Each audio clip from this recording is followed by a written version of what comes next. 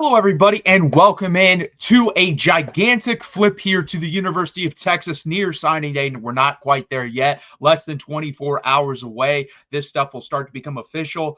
I don't even know. They don't even sign letters of intent anymore. I don't know the exact document they signed, but this guy is back in the fold. Kade Phillips joins the Texas Longhorns, flipping back from LSU. Remember, earlier in the summer, this guy was committed to Texas for, I believe, a month and a half, 2 months, and then he flipped to LSU. We tried to get him back on campus. We couldn't. And I've said, oh, this is over. If he's not going to come back on campus, I don't really see it. LSU convinced him not to. And then all of a sudden, bang, he comes back to Texas, five-star cornerback. Depending on where you look, on 247, he's a high four-star. On three, he's a five-star. Either way, he's a super blue chip type player, guys. Upper four-star, lower five-star, and a lot of meat left on the bone, in my opinion. This guy is 6'1", 175 pounds, and it has not been verified yet in the last year and a half of how big he actually is. So he could be even bigger than that now. This is a guy, in my opinion, that fits Pete Wachowski's mold perfectly. The Malik Muhammad type, long, lengthy, athletic cornerback. He has ridiculous track times. He was third in his group for the state of Texas in the long jump. This guy is a freaky athlete. He also runs track. He's a blazer there as well. He plays pretty good coverage, sticky coverage. He's also physical, which usually doesn't go together. If you usually have a sticky coverage guy, that guy doesn't like to come downhill and hit. At least at the college level, Kade Phillips loves to do that. Go watch his tape on 247 Huddle, whatever you want to watch it. It's really good. And when we had him committed here at first, I think he was a lower four-star. He is up there now, upper four-star, some sites five-star, and he deserves to be, guys. This guy's a really good player, going to be a good player. And you see this with Texas guys now. Texas has a type all across this defense. They want you to be versatile, be able to play multiple positions. This guy fits this. I think he can play bound or field cornerback position.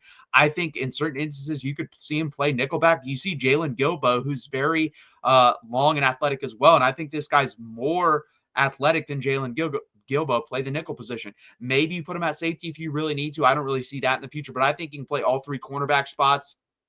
And you see the Smith-Orogbo, long arms, athletic off the edge.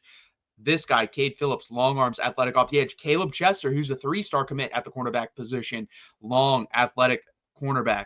This is what we want, a guy that can get up in your face, run with you, play the ball while it's in the air. That has been an issue at Texas. That is no longer an issue at Texas. We are starting to churn those guys out now. You see that with Jahdae Barron, who's going to be a first-round pick most likely in the NFL draft.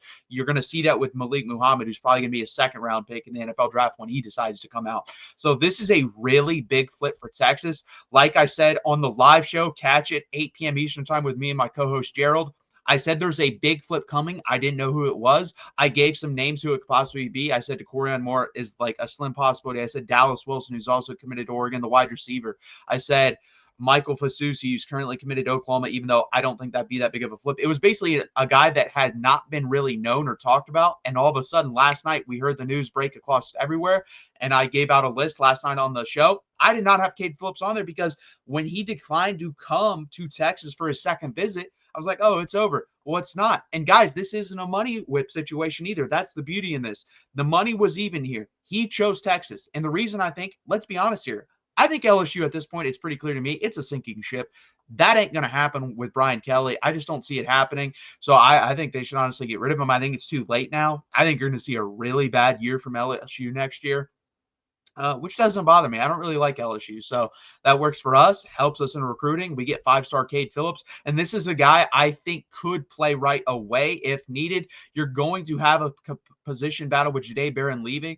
It's going to be Malik Muhammad on one side. Is it going to be Kobe Black on the other? Warren Roberson on the other? Kade Phillips on the other? Among other guys in that room that could also compete for the spot. But this is a huge get for Texas. We lost Joseph Mbachu. We lost John Mills at the offensive line position, but we gained Kade Phillips. It actually increases our average recruiting ranking because this guy's an upper four-star, near five-star basically, and Joseph Mbachu was a mid four-star, low four-star, and John Mills was a three-star. So this actually helps our recruiting overall. just we got to get one more offensive lineman in this class. That's all I'll say. But let's get into the recruiting update as a whole. This is a really big get, guys. I really like Kade Phillips. He's going to be a good player for Texas. I think it provides position versatility and athleticism on the defense. And we've seen that.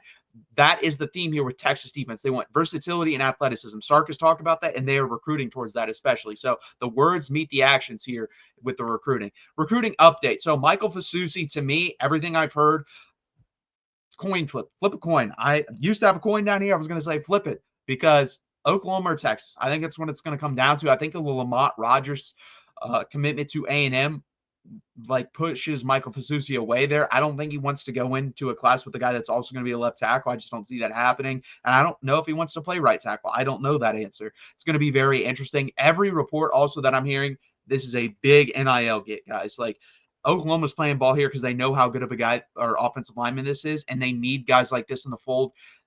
This is going to be anywhere from $1 million to $1.5, $1.6 million for this kid. That's what it's going to take.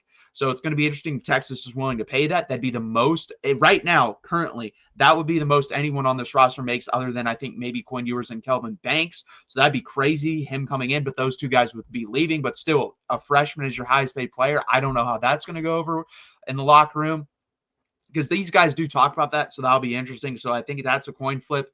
You're going to have to hold on to Myron Charles for dear life.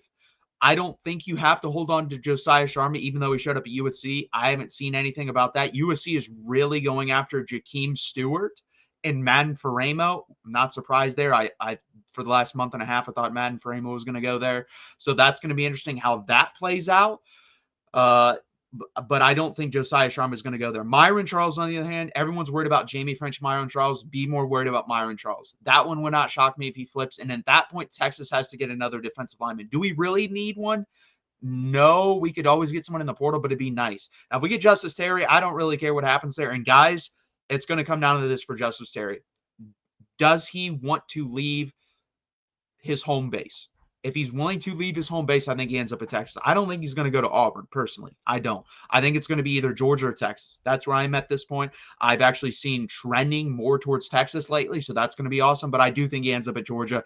I think it's really hard to pull a kid like that out of the state of Georgia, out of Kirby Smart's hands. It's going to be hard to do that. I just don't see that happening. I expect Michael Terry to be in the fold. I actually think he's already committed to Texas silently, and we see some crystal balls start to leak out there as well. I also expect Kellen Wiley tomorrow to break and come to the University of Texas. So I expect those two to be in the fold. Michael Fasusi, Justice Terry. Watch out for Myron Charles flipping. Those are some of the things I have heard. I haven't really heard anything about Dorian Brew. I haven't heard anything about Devin Sanchez.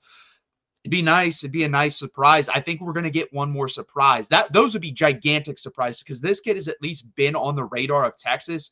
He wasn't lately, but he has been. Those guys have not been really on the radar of Texas for quite a while, honestly. And Dorian Brew has only made one visit. Devin Sanchez made a visit a very long time ago. So we'll have to see what happens. But Texas lands the 23rd commitment in their class. Would have been what? The 25th commitment, 26th commitment. But we had two guys decommit. So Kade Phillips joins the class. Texas is still number 4 overall. I think Texas is going to be at worst 5 by the end of this.